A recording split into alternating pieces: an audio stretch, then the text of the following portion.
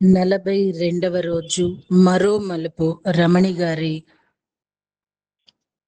నా ఆత్మకథ. So నేనటి continue ఏం చెప్పారో చూద్దామా అండి. రిజల్ట్ గురించి ఆలోచించవద్దు, నిన్ను నువ్వు నమ్ముకుంటే ఫైట్ చేయి అంతే అంటారు సోక్రటీస్ దేవుడు. మనకు విజయాలు అందించినప్పుడు విజయానికి కావలసిన శక్తి మాత్రం ఇస్తాడు అని షేక్స్పియర్ అంటారు. నన్ను నేను నమ్ముకున్న ప్రతిసారి విజయం వరించేది. ఒకరిపై ఆధారపడిన ప్రతిసారి నన్ను నేను త్యజించుకోవలసి వచ్చేది. ఎట్టకేలకు స్వశక్తికి మించింది ఏదీ లేదని నాకు అర్థమైంది. పీనియల్ గ్రంథి అనేది మన మెదడులో ఉండే చిన్నదైన ఎండోక్రైన్ గ్రంథి. ఇది మెదడు మధ్యలో హెమిస్పియర్ మధ్య ఎపిథలమస్ అనే భాగంలో ఉంటుంది. ఈ గ్రంథి ఆకారం చిలక గింజ పైన్ కోన్ లాగా ఉండటం వలన దీనికి పీనియల్ అని పేరు వచ్చింది. ఇది ప్రధానంగా మెలిటోనిన్ అనే హార్మోన్ను ఉత్పత్తి చేస్తుంది. శరీరంలోని బయోలాజికల్ క్లాక్ ని సమతుల్యం చేస్తుంది. నిద్ర పద్ధతులను నియంత్రిస్తుంది. హార్మోన్ సమతుల్యం పై ప్రభావం చూపిస్తుంది. హార్మోన్ సమతుల్యం ఇమ్యూని సిస్టమ్ పై ప్రభావం చూపుతుంది. పీనియల్ గ్రంథి చిన్నదైనా చాలా ముఖ్యమైనది. మన నిద్ర, మేల్కొల్పు మరియు శరీరం రిధం, బాడీ రిధం ని సరిగా నడిపించే సమయ యంత్రం. అంతర్ముఖ దివ్య ద్వారం, అంతర్కాంతిని మేల్కొల్పే దివ్య చక్రం. రామ్తా యొక్క జ్ఞానంతో అన్నీ అర్థమవుతున్నది. రోజును సృష్టించే క్రమంలో పీనియల్ గ్రంథి అద్భుతమైన పాత్ర వహిస్తుంది. సాధన చేస్తూ ప్రతిదీ అనుభవిస్తూ శరీరంతో ఎలా ఉండాలి, శరీరానికి జ్ఞానాన్ని ఎలా అన్వయించాలి అనేది తెలుసుకోవటం, అనుభూతి చెందటం, ఎన్నో అనుభవాలు పొందటం వలన శరీరం బాగా స్వస్థతకి వచ్చింది. బయట ఏ ఆలోచన లేదు, అన్ని ఇన్నర్ థాట్స్, చక్కటి ఆలోచనలు. ఇక మీదట పర్పస్ ఏంటి, కోరుకున్న వెంటనే ఏం చేయాలి, ఆత్మ సౌందర్యాన్ని ముందుకు ఎలా తీసుకెళ్ళాలి, నక్షత్రమితులు, రామ్తా యొక్క విజ్ఞానం, అలాగే స్పిరిచువల్ టాబ్లెట్స్ యొక్క విజ్ఞానం, వీటన్నిటికీ అద్భుతంగా సాధనలో సమయాన్ని వెచ్చించి ఆత్మ సౌందర్యం పుస్తకాలు చక్కగా అందరికీ అర్థమైనట్లు ఎలా రాయాలి అనే ఆలోచనలతో సమయాన్ని గడపటం. 21వ రోజు రావటం, బ్లడ్ టెస్ట్లు చేయించుకునేటప్పుడు ఇంచుమించుగా ప్రతి కీమోకి 2 బ్లడ్ ప్యాకెట్స్ ట్రాన్స్ప్లేషన్ అవసరం అవుతుంది. ఈ బ్లడ్ ట్రాన్స్లేషన్ అప్పుడు కూడా ఎన్నో ఇన్ఫెక్షన్స్ వస్తాయి. నాకు కూడా జ్వరం అయితే వస్తుంది. నిజంగా ఈ బుక్ చదువుతూ ఉంటేనండి, రమణి గారి అనుభవాలు చూస్తూ ఉంటే నిజంగా ఈవిడ ఏమని చెప్పాలి అని అనిపిస్తుందండి. నిజంగా ఒక మనిషి ఏదైనా సాధించాలి, జీవితాన్ని మరో మలుపు తిప్పుకోవాలి అంటే తను చెప్తున్న ప్రతి పాయింట్ ని అనుసరించాలి అన్నది మనకు అవగతం అవుతున్నది కదండి. ఎంత స్టామినా, ఎంత విల్ పవర్ కావాలండి.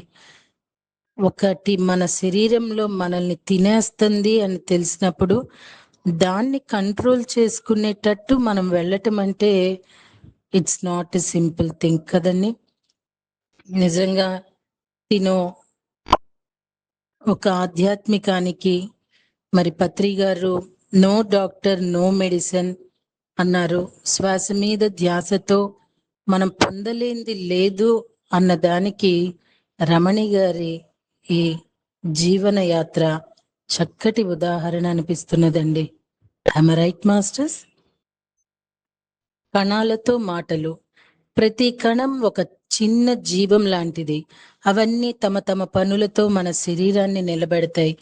ఎర్ర రక్త కణాలు, ఇవి మన శరీరంలోని ప్రతి మూలకు ఆక్సిజన్ ని తీసుకువెళ్ళి బ్లడ్ ట్రాన్స్ఫ్యూషన్ తీసుకున్నప్పుడు ఆ కొత్త ఎర్ర కణాలు శరీరంలోకి వచ్చి శ్వాసతో కలిసిన ఆక్సిజన్ ని అందిస్తాయి.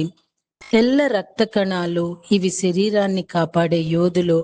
అనారోగ్య కీటకాలు అంటే బ్యాక్టీరియా, వైరస్లు వస్తే అవి ముందుకు వచ్చి వాటిని ఎదుర్కొంటాయి. ఈ కొత్త కణాలతో మాట్లాడుతున్నాను అనే అనుభూతి వస్తే అది నిజంగా ఒక జ్ఞాన స్థితి. కణాల కోసం బాగా తెలుసుకున్నాను. Stress and nutrition has profound impacts on the body's basic functional units, influencing everything from hormone regulation and immune response to digestive health and overall well-being. Chronic stress can disrupt normal bodily functions, while a balanced diet plays a crucial role in mitigating stress and supporting the body's resilience. ఇది Google నుండి సేకరించారు అని చెప్తున్నారు. Blood transfusion జరిగినంతసేపు నేను కణాలతో మాట్లాడటం జరుగుతుంది. బాడీలోనికి వెళ్తున్న blood ను ఎనర్జీగా నేను భావిస్తూ న్యూ ఎనర్జీ అనేది ప్రతి సెల్ లోపలికి వెళుతుంది. దయచేసి కణాలు మీరు అని యాక్సెప్ట్ చేయండి, అన్నిటితో మీరు ఏకం అవ్వండి, దాన్ని మీరు వ్యతిరేకించొద్దు అని బ్లడ్ ఎక్కుతున్నంతసేపు నేను మాట్లాడుతూ ఉండేదాన్ని. జ్వరం వచ్చినా కూడా అది నాకు పెద్ద కష్టంగా అనిపించకుండా అలా 2 ప్యాకెట్లు ట్రాన్స్ఫ్యూషన్ అయ్యేంత వరకు నెమ్మదిగా బ్లడ్ అయిపోయి ఏ ఇన్ఫెక్షన్ కానీ ఏ బాధ కానీ దాని నుంచి ఏ సైడ్ ఎఫెక్ట్ కానీ రాకుండా నా కణాలు నాకెంతో సహాయాన్ని అందిస్తుంది. ఎందుకంటే అప్పటికి నేను కణాలు బాగా మాట్లాడుకోవటం, అవయవాలన్నిటితో మాట్లాడడం, ప్రేమించటం, కాళ్ళు, చేతులు, పొట్ట, మెయిన్ ఆర్గన్స్, పంచేంద్రియాలు, ఇలా 1 కాదు 2 కాదు, తల వెంట్రుక నుంచి కాలి బొటనవేలు వరకు శరీరంలో ఉండే ప్రతి అవయవం, ప్రతి కణం, అణువులన్నిటితో మాట్లాడుతూ వాటిని ప్రేమిస్తూ వాటికి సరైన పోషణ అందివ్వాలని ఉదయం నుంచి తపన పడుతూ అలాగే చేస్తుండటం వల్ల ఆ రిజల్ట్ ఎంతో త్వరగా వచ్చింది. అలాగే కాకుండా డివైన్ వాటర్, కీమోలో కూడా సైడ్ ఎఫెక్ట్స్ ఉన్నా అవి నన్ను ఎక్కువ బాధించటం లేదు అనే కన్నా దాని మీద నాకు దృష్టి లేకుండా పోయింది. ఎందుకంటే ఉదయం లేచిన దగ్గర నుంచి నేను పెట్టుకున్న పనులతోనే టైం అంతా గడిచిపోతుంది. రోజు పాప నాతో 2-3 గంటలు కంటిన్యూగా మాట్లాడుతుంది. అమ్మకి ఏదో రకంగా నేను కంపెనీ ఇవ్వాలి అనేటటువంటి పని పెట్టుకొని, దాంతో నేను కూడా చాలా హ్యాపీగా, పిల్లలతో చాలా హ్యాపీగా, దూరంగా ఉన్నా కూడా ఆ వ్యత్యాసం తెలియకుండా ఎంతో బాగా గడిచిపోయింది. ఆశీర్వాదం. నాకు సంగీతం, ఆత్మజ్ఞానం రెండిటికి మార్గదర్శకులైన గురువులు వచ్చి ఆశీర్వదించటం నాకెంతో ఆనందంగా, గౌరవంగా ఉంది. వారి ఆశీర్వాదాలు. సరస్వతి విద్యార్థి madam, Andhra university music HOD madam వచ్చారు. చాలాసేపు నాతో మాట్లాడి మంచి బ్యాలెన్సింగ్స్ ఇచ్చి వెళ్ళారు. నా గురువు గారు డాక్టర్ జీకే సార్ ఇండియా వచ్చి సమయం నా మనసు ఆనందంతో నిండిపోయింది. ఆయన మాటలు ఎంతో స్ఫూర్తినిచ్చింది. నా సంగీత గురువు సంజయ్ కింగ్ సార్ నన్ను పలకరించడానికి వచ్చినప్పుడు నా హృదయం ఆనందంతో ఉప్పొంగింది. గురువు ప్రేమను, ఆశీర్వాదాన్ని ప్రత్యక్షంగా పొందిన ఆ క్షణమే నాకు మనపురాని స్మృతిగా మిగిలింది. ఆనంద్ కుమార్ గారు, సింహాచలం దేవస్థానం ఈవో, మొదటి నుంచి కూడా ఆనంద్ కుమార్ గారు మాకు కణాలతో మాట్లాడటం, కణాలతో మెడిటేషన్ చేయటం అనేది ఎప్పుడో మెడిటేషన్లో టీచ్ చేస్తూ ఉంటారు. నాకు వచ్చి పలకరిస్తూ నాకెంతో ధైర్యాన్ని ఇచ్చి కణాలతో ఎలా మాట్లాడాలి, ఎలాగ వాటితో కనెక్ట్ అవ్వాలి అని ఇంకాస్త వివరంగా చెప్పటమే కాకుండా ఉదయాన్నే 4 గంటలకు మెర్కోబా ధ్యాన మందిరం అనే గ్రూప్ లో జాయిన్ చేసి ఆయన గైడెన్స్ లో మెడిటేషన్ ప్రతిరోజు అణు శుద్ధీకరణ ధ్యానం చేయడం జరుగుతుంది. ప్రతిరోజు మంత్రపుష్పం, నాకు వచ్చే మంత్రాలన్నీ చదవటం వలన ప్రతి మంత్రోచ్చరణ శరీరాన్ని కదిలిచ్చే ఓ సంగీత తరంగం. అది కణాల్లో కాంతిని కలిగిస్తుందని, ధ్వనిలో దివ్యత్వం ఉందని, మంత్రంలో జీవితం ఉందని, రెండింటినీ మేళవింపే అనుశుద్ధీకరణ. అలాగే శబ్దం శక్తి మంత్రం ద్వారా కణాల మేల్కొల్పు.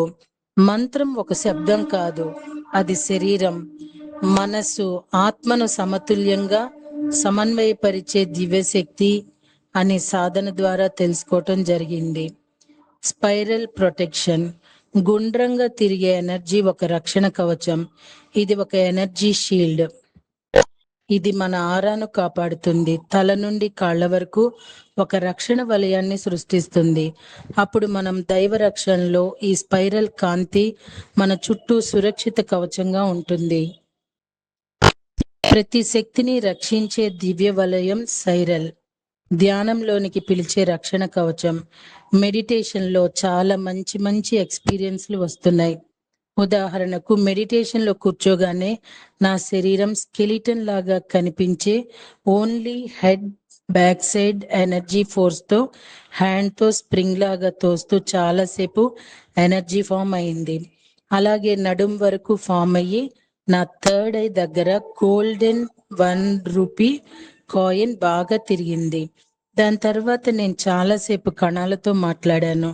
కణాలు కూడా చాలా చక్కగా యాక్టివ్గా కనిపిస్తున్నాయి.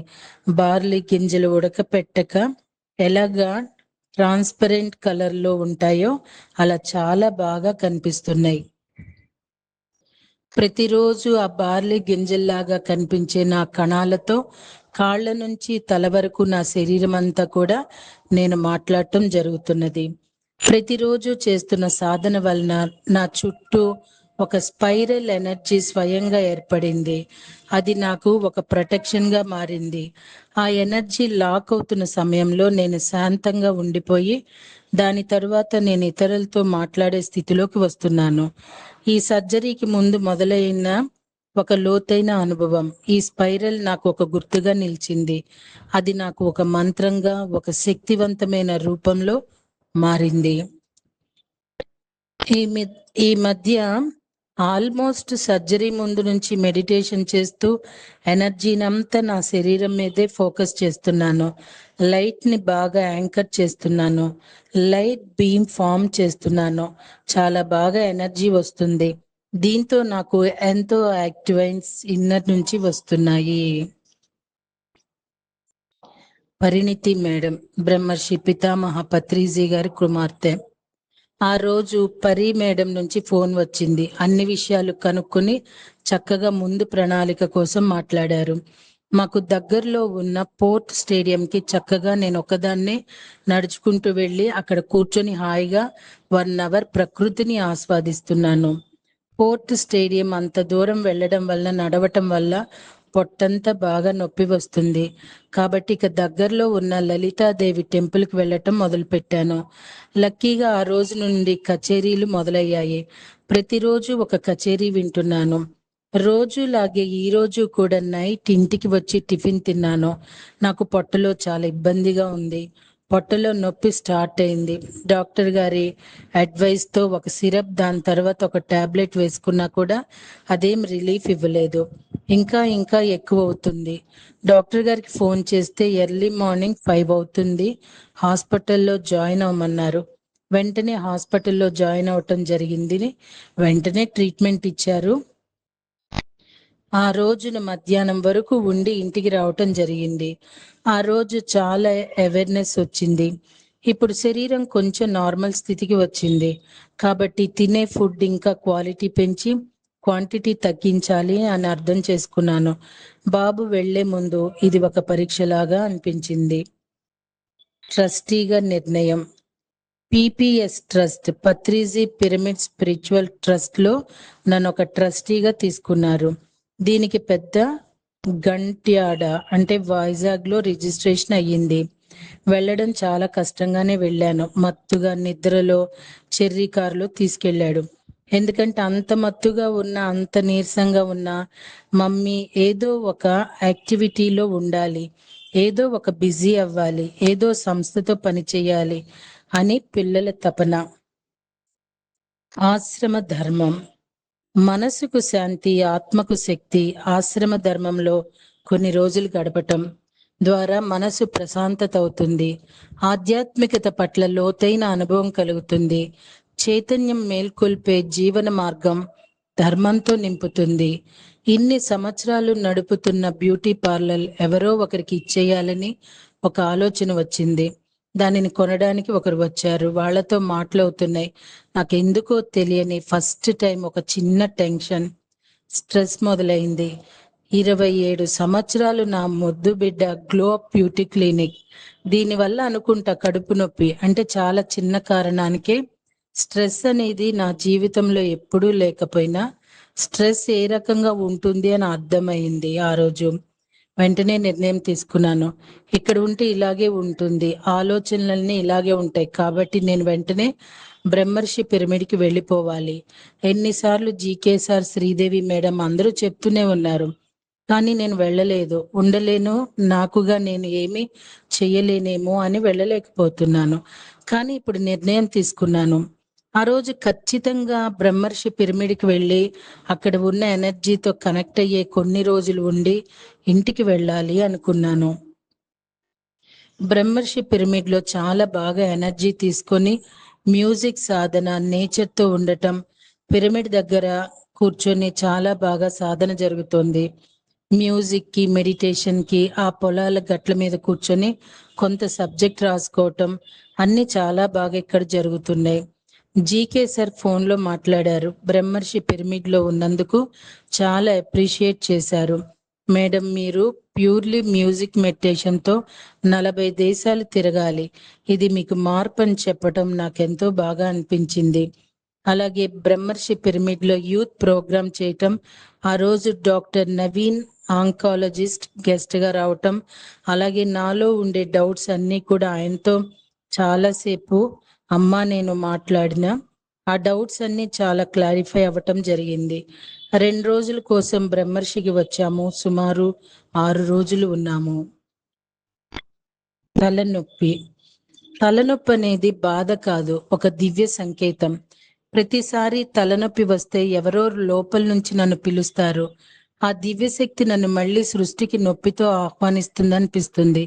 నిజానికి ఇది ఒక దివ్య సూచన. తలనొప్పిగా అనిపించిన ఆ దినం నిజానికి అది ఒక ఆహ్వానం. బయట శబ్దాలన్నీ మౌనంలో కలిసిపోయినప్పుడు లోపల వాణి మొదలైంది కళ్ళు మూసుకున్నప్పుడు. ఆ రోజు చాలా తలనొప్పి వచ్చింది. మెడిటేషన్ చేశాను కానీ తగ్గలేదు. ఇన్నర్ నుండి ఒక మెసేజ్ వచ్చింది, పుస్తకం మొదలు పెట్టాలి అని. వెంటనే పుస్తకం, పెన్ను పెట్టుకొని మెడిటేషన్ చేసి కళ్ళు మూసుకుని రాయటం మొదలు పెట్టాను. వెంటనే తలనొప్పి తగ్గింది. ఆ రోజు నుంచి మరో మలుపు పుస్తకం రాయటం మొదలు పెట్టాను. 5th డివైన్ వాటర్ లోకి సక్సెస్ఫుల్ గా వచ్చేసాను. ఇప్పటికి 3 గంటలు మెడిటేషన్ రెగ్యులర్ గా చేయటం వల్ల అనుకుంటా ఆల్మోస్ట్ సగం సైడ్ ఎఫెక్ట్స్ తగ్గిపోయినట్లుగా అనిపించింది. మరి కీమో డివైన్ వాటర్ తీసుకున్న రోజు మాత్రమే కొంచెం నలతగా ఉంటుంది. 2వ రోజు నుంచి నేను చాలా నార్మల్ గా, ముందులాగా ఏ వీక్నెస్ లేకుండా చాలా నార్మల్ గా తిరగగలుగుతున్నాను. దీనంతటికీ కారణం 3 గంటల ధ్యానం. ఆత్మవిశ్వాసం నాట్యం చేసిన రోజు. ఒక్కొక్క కీమోతో నా శరీరం బలహీనపడిన నా ఆత్మ మాత్రం బలంగా ఎదిగింది. అన్నయ్య, వదిన 25వ పెళ్లి రోజు చాలా ఘనంగా ప్రతిరోజు జరిగే ఆ కార్యక్రమాలకి నేను ఎలా వెళ్ళగలనా అని అనుకున్నా కూడా ఆ పెళ్లి సందడి నా లోపల ఉత్సాహం వెలుగు పెట్టింది. ఉదయం 4 గంటలకు మొదలైన యజ్ఞం, గాయత్రి, సత్యనారాయణ వ్రతం, ధ్యానం, శాంతమైన వేళల్లో నా ఆత్మశక్తి నన్ను నడిపించింది. అందరితో పాటు నవ్వటం, డాన్స్ చేయటం, ఆనందించటం, ఇవన్నీ నేను మరలా గుర్తు చేసుకున్న క్షణాలు. నా శరీరం చికిత్స తీసుకుంటున్న నా ఆత్మ చిత్తశుద్ధి చైతన్యాన్ని పంచుకుంది. కీమో నన్ను తక్కువ చేయలేదు, అది నాకు నా అసలైన వెలుగుని గుర్తు చేసింది. ఆగస్టులో అన్నయ్య, వదిన వాళ్ళ 25వ పెళ్లి రోజు వార్షికోత్సవం. చాలా భారీ ఎత్తున కార్యక్రమాలు తలపెట్టారు. అందులో 3 రోజులు చాలా చక్కటి ప్రోగ్రామ్స్ ప్లాన్ చేశారు. ఆ కార్యక్రమంలో నేను కూడా పాల్గొనాల్సి ఉంది. అక్క, చెల్లి వాళ్ళందరూ వస్తారు. మరి నేను ఎలా నీరసంగా వాళ్ళతో పాల్గొనగలనా, వాళ్ళందరితో ఎంజాయ్ చేయగలనా, అక్కడ భోజనం తినగలనా అంటే అప్పటికీ నాకు కంటిన్యూగా మోషన్స్ అవుతూ ఉన్నాయి. ఎక్కడకు ఎవరి దగ్గరికి వెళ్ళటానికి అవ్వదు, మరి ఎలాగా ఏంటి అనే ఆలోచన ఉండేది. అయినా కూడా ఏ ఆలోచన రానివ్వకుండా ప్రతిదీ కూడా యాక్సెప్ట్ చేసుకుంటూ వెళ్తూ అప్పుడు జరగవలసింది జరుగుతుంది, నేను అప్పుడు ఎలా ఉండాలనుకుంటే అలా ఉండొచ్చు అని అనుకుని మంచిగా ప్రిపేర్ అయ్యాను ప్రోగ్రామ్కి. ఆ రోజు జరిగిన గాయత్రి యజ్ఞం చాలా బాగా నేను టైం స్పెండ్ చేయగలిగాను. ఎంతో ఉత్సాహంగా పార్టిసిపేట్ చేయటమే కాకుండా వాళ్ళందరితో పాటు నేను కూడా మంచిగా డాన్స్ చేయటం నిజంగా నా మీద నాకే ఎంతో కాన్ఫిడెన్స్, ఆశ్చర్యం మరియు ఆనందం కలిగాయి. అందరూ కూడా అమ్మ, అక్క, చెల్లి, అన్నయ్య, మా ఆయన, బాబు అందరూ కూడా ఎంతో ఆనందపడిపోయారు నా యొక్క డెవలప్మెంట్కి. నా శరీరం ఏమాత్రం ఇబ్బంది పెట్టలేదు, థ్యాంక్స్ టు మై బాడీ. రేపు కొత్త ప్రయాణం అంటూ చెప్తున్నారు, తెలుసుకుందామండి. Thank you.